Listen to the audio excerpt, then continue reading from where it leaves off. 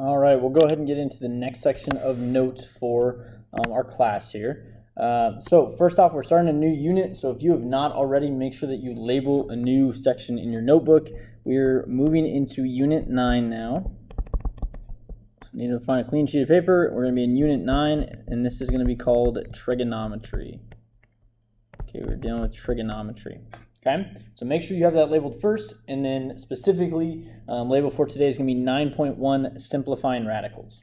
All right, so date that we did this is the 24th. If you need to add that, and our objective for today is we want to be able to just use and simplify any operations that deal with radicals. Okay.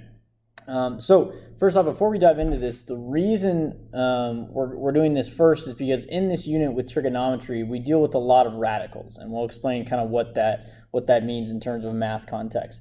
But we deal with them a lot, so we need to be able to simplify them and put them in the easiest version to be able to read. And so the good news for today, for some of you, is if you are a little tired of geometry, or if you have felt more confident with algebra in the past, we actually have no geometry that we're doing today. This is basically all algebra. So all just rewriting equations and being able to manipulate different values. So if you enjoyed algebra, then you probably should enjoy, or probably will enjoy today's lesson. Okay, so first off, what is a radical? At least in the terms of a math context. Okay, radical is just any expression with a square root sign.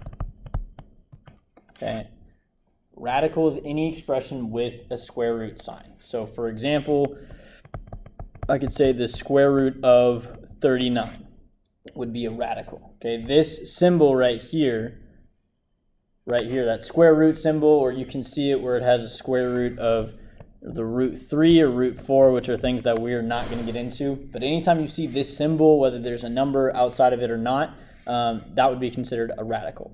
Okay, in order to simplify radicals and to make sure we can break these down a little bit, it's very important that we understand perfect squares.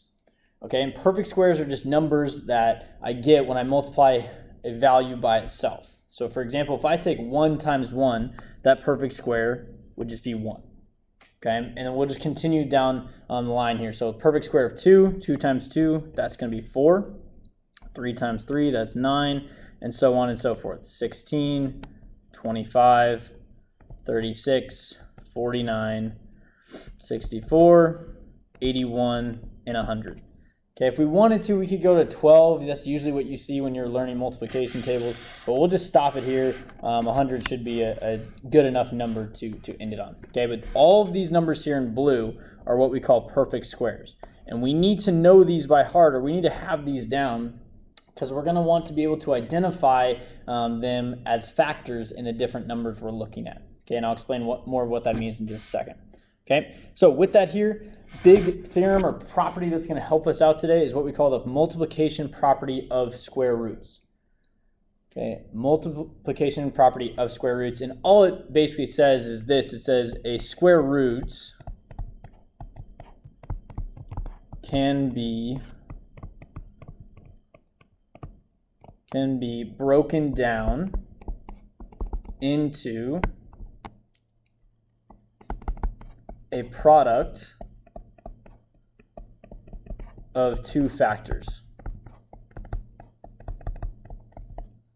Okay, a square root can be broken down into a product of two factors. So very, math heavy terminology here. Essentially what it's saying, if I show an example here, is let's just say we have the square root of some number.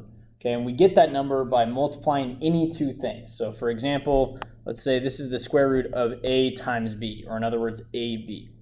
Okay, all this is saying here, all this property is really telling us is square root of ab is the same thing as the square root of a times the square root of b. Okay, and so this is very helpful for us, because now if I'm looking at a square root, in the past when we dealt with Pythagorean theorem or distance formula and we saw a square root, we basically just stopped there and said that's good. Okay, but now we can actually start to break it down a little bit if I can find some factors that are going to help me. Okay, so let's look at some examples of this here. Okay, so first off, example 1. Okay, these are simple problems, no diagrams they have to draw for today. just want you to write down these two values, the square root of 84 and the square root of 125. I'll write these to the side here. Okay. If we are trying to break these down, what we need to do is we need to look for different factors that go into these numbers, and specifically ones that are perfect squares. Because if I break down 84 to be the same thing as, for instance, 42 and 2, neither of those are perfect squares, and so when I break this down, I'm still going to have a problem, or I'm still going to have an issue here. So what I'm looking at instead is, are there factors or are there numbers that go into these square roots that are perfect squares? Well, if I'm starting with the square root of 84, if I look back at my list, one of the factors that I have, or one of the perfect squares I have, is 4. So I could say, I could rewrite this, or square root of 84 is the same thing as square root of 4 times, and then whatever number I would multiply 4 by to get 84. In this case, that would be 21. Okay, so square root of 84 is the same thing as square root of 4 times square root of 21. Okay, and now I can break this down because I know what the square root of 4 is. Remember, the square root is just the opposite of the squared term. So the square root is just asking what number times itself would give me 4, or we already talked about that, that is 2. So this is the same thing as 2 times the square root of 21. And since these two numbers are just next to each other, or I'm sorry, multiplied by each other, I can just set them next to each other. So writing it simpler, my final answer here would be 2 times the square root of 21. Okay, there will be some rare cases where I can break down the radical again. So for example, I could look at square root of 21 and ask myself, are there any perfect squares that go into it, other than 1, of course, because obviously all of these have a factor of 1.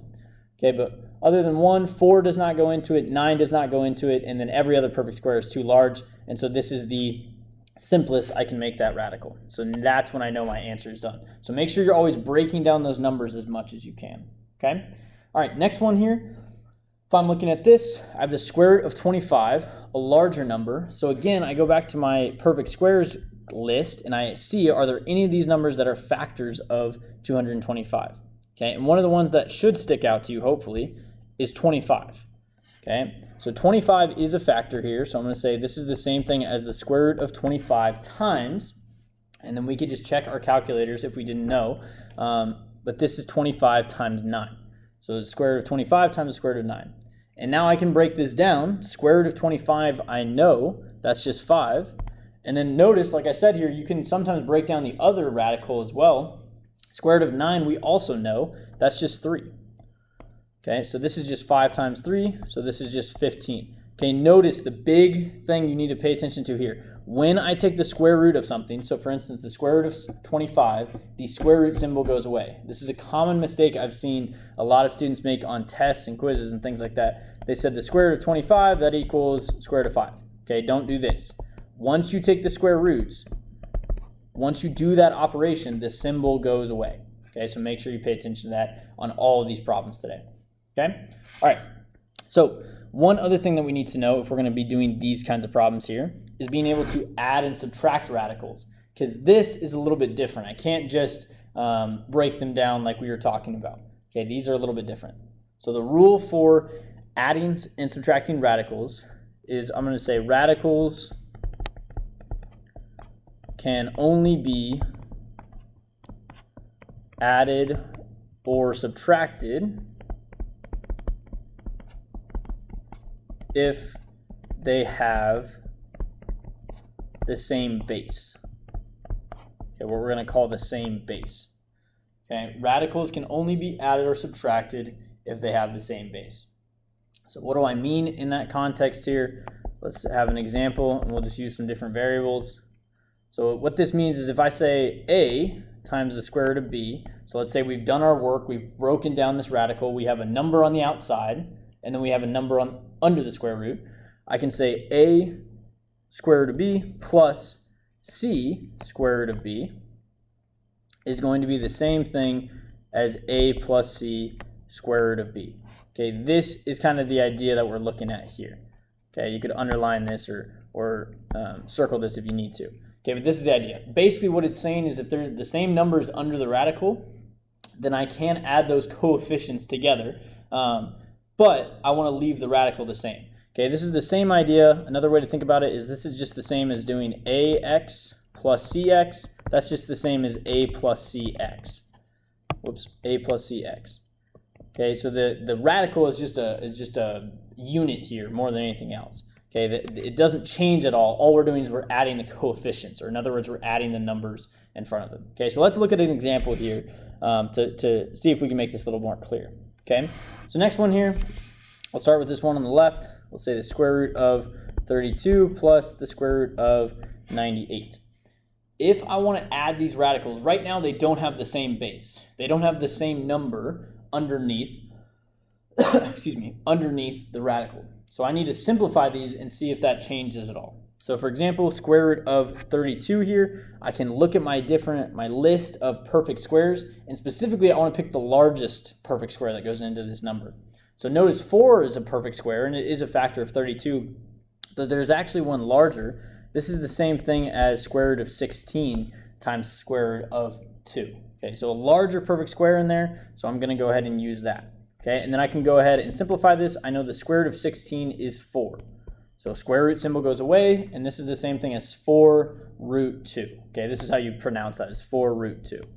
Okay, and then plus here, I want to do the same thing with 98.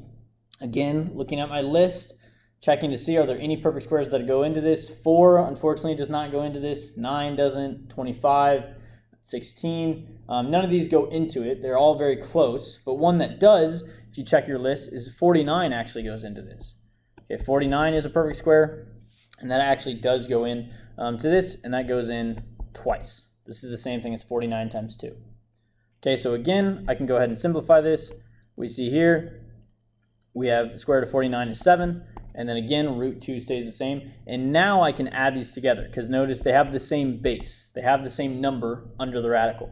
So what did we say we're going to do? We're going to add the coefficients, and we're going to leave the radical the same. So the coefficients are 4 and 7. I add those together. That gives me 11. The base stays the same. I do not add those together. Okay, so 4 root 2 plus 7 root 2 is the same as 11 root 2. Coefficients get added. Base stays the same. Okay, let's try this again here. Square root of 60 minus square root of 52. Okay, I can look at my perfect squares list and see are there any numbers that would go into 60. And there is one of my perfect squares. 4 is a factor of this. Okay, if the number is even, 4 is usually a good place to start because there's about a 50% chance it's going to work. Okay, 4 does go into this, and it goes in 15 times. And so I can go ahead. I'm going to simplify each one individually. I'm not going to try to simplify them at the same time, just to make things a little bit simpler for myself. Okay, so this is 2 root 15. Okay, all right, and then we have the minus sign in front, or in between them. Okay, if I look at square root of 52, I'm thinking of different numbers. Notice this actually is another perfect square goes into this. That would be 4 again. So 4 goes into this, and this time it goes only in 13 times. Okay, you can remember that by thinking of a deck of cards. There's 4 suits of 13 cards each. Okay, so 4 root 13, or square root of 4, I can simplify. That's just 2. So remember the square root symbol goes away. And now I have 2 root 15 minus 2 root 13. Okay, and remember what we said is we can only add these together if they have the same base. Okay, I'm not concerned about what's on the outside here. I'm only concerned about what's on the inside. So if I look here, if I see that they do not have the same numbers on the inside, I actually cannot simplify this anymore. So this is the simplest I could make this expression here. Okay, you can only add or subtract when the base is the same, when the numbers under the radical is the same. Okay, so keep that in mind. Okay, all right, moving on to a few more examples here that are a little different. Now let's look at multiplying and dividing. Okay, the good news with multiplying is things are a lot simpler. Multiplying, I can multiply any different pieces together. I can simplify them. I can multiply them first. It doesn't really matter. Okay, so let's show 2 different ways to do these kinds of problems here. I'll start off with square root of 45 and square root of 80 here. I can either simplify them and then multiply everything, or I can multiply them now and then simplify it down. It doesn't really matter. So for this first one, since it looks like we can simplify these, let's do that first and see if that works here. Okay, so 45, I'm thinking of perfect squares that would go into that. Okay, one of the perfect squares that we mentioned was 9. 9 is a factor, and that goes in 5 times. So this is the same thing as square root of 9 times square root of 5. And again, I'm just going to simplify this one first. So square root of 9, we know that is 3. And then square root symbol stays over the 5. Okay, I have times here. Now I'm looking at 80. Are there any perfect squares that go into 80? There are a few. I want to pick the largest one. The largest one is 16. So I have square root of 16. And then again, square root of 5. Okay? Just like before, we can simplify this. So square root of 16 we know is 4. So square root symbol goes away. And now I have 3 root 5 times 4 root 5. In this case, the bases end up being the same. The good news is they wouldn't have to be. Okay, this could be square root of 5 and square root of 20. This would still work.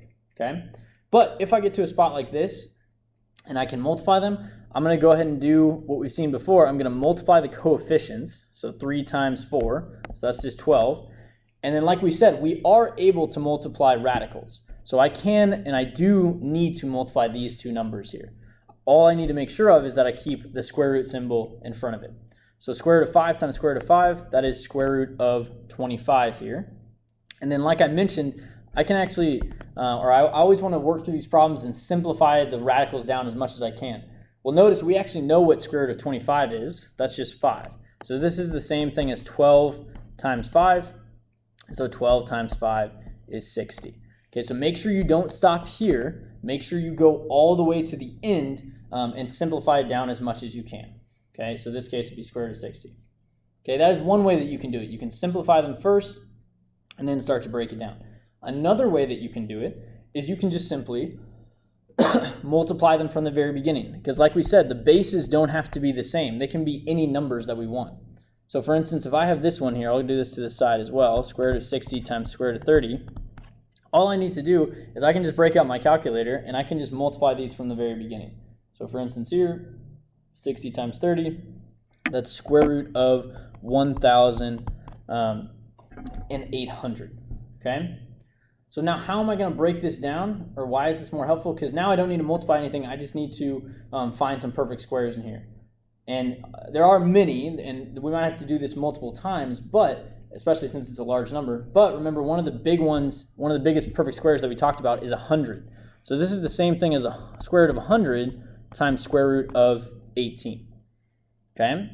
So I can go ahead and break this down. Square root of 100, we already talked about, is 10, and then square root of 18. And like I mentioned in the last problem, we only want to stop when the radical has been simplified as much as possible. Okay, so I need to ask and look at 18, are there any perfect squares that go into this? Yes, there are. Okay, so what do I see here? I have 10 is just going to stay the same because that's just been simplified down. But 18, that's the same thing as square root of 9 times square root of 2. Okay, if there's ever a perfect square in there, I need to deal with that first. Okay, so now we break this down. We have 10 times, okay, square root of 9 is 3. So this is the same thing as 3 root 2. And now since I have two numbers outside and they're being multiplied, I can just multiply these together. So 10 times 3 is just 30, and then square root of 2. Okay, so always breaking them down as much as you can. And then remember, when it's multiplying, you can just multiply everything together. Numbers get multiplied together, radicals get multiplied together. Okay? All right, last thing that we need to talk about. Only other thing you need to be looking for when we're working on problems like this is if there's a radical in a fraction, and specifically if it's in the denominator, or in other words, the bottom of a fraction. Okay, we never want this. Okay, we never want a radical on the bottom of a fraction, okay, because it can make it difficult to divide. What we want is we always want a radical, or what we can have is a radical on the top. Okay, so if I'm looking at this here, and I have the expression 2 radical 5, like I said, this is bad. I can't have a radical in the bottom of my fraction. So what I'm going to do to get rid of that is I multiply that radical on the top and on the bottom. Because if I multiply the same thing on the top and on the bottom, it's just like multiplying by the number 1. So times here, square root of 5 over square root of 5. Okay, because like I said, this isn't going to change the value at all as long as I multiply the same thing on the top and on the bottom. Okay, so let's start with the top here.